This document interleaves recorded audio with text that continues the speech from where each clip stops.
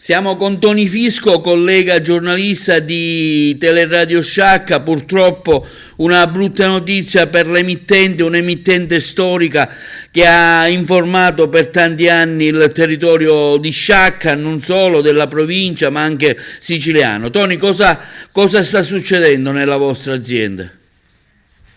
È successo quello che nessuno di noi sperava succedesse mai, e cioè negli ultimi anni la situazione economica dell'azienda è pian piano precipitata e con essa naturalmente è venuta meno la possibilità di andare avanti, e quindi il Consiglio di amministrazione, il Presidente, ha convocato noi ultimi dipendenti. Pensate che noi eravamo in 17 nei tempi migliori, in 17 dipendenti, adesso eravamo solo in 5, e ci ha convocati per comunicarci la cessazione delle attività e quindi l'arrivo di una imminente lettera di licenziamento.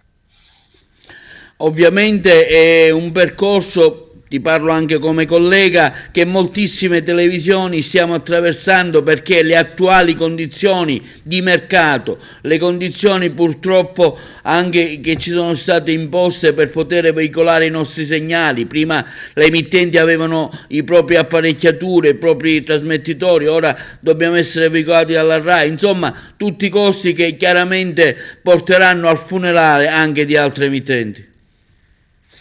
Tutto va in questa direzione, le cose sono profondamente cambiate, così come è cambiato il mondo, e pertanto occorre adeguarsi ai cambiamenti oppure soccombere, perché non c'è alternativa.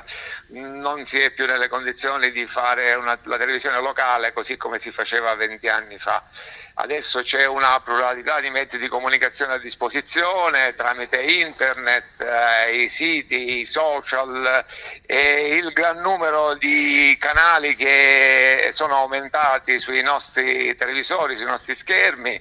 Tutto questo ha portato a una frammentazione che naturalmente non può consentire più a piccole aziende di resistere al mercato, e pertanto accade purtroppo quello che sta accadendo a noi. Complice anche un cambiamento dei contributi. Prima avevamo una legge, la 448, poi modificata dal governo Renzi nella 416-17, la mancanza di fondi pubblici. Tutto questo, diciamo, ha segnato un percorso che ovviamente è di non ritorno.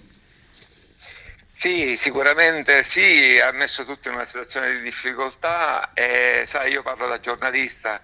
Quando i giornalisti non sono sereni e non hanno più la loro serenità economica, la loro busta paga, è chiaro che tutto entra in difficoltà, ma entra in difficoltà anche il sistema democratico, perché un giornalista che non è più sereno non è nelle condizioni di fare bene il proprio lavoro, di controllare le informazioni, di verificarle, non ha più tempo per fare tutto questo, deve fare tutto in fretta, tante cose e tutte in fretta, e tutto questo non fa bene alla qualità dell'informazione.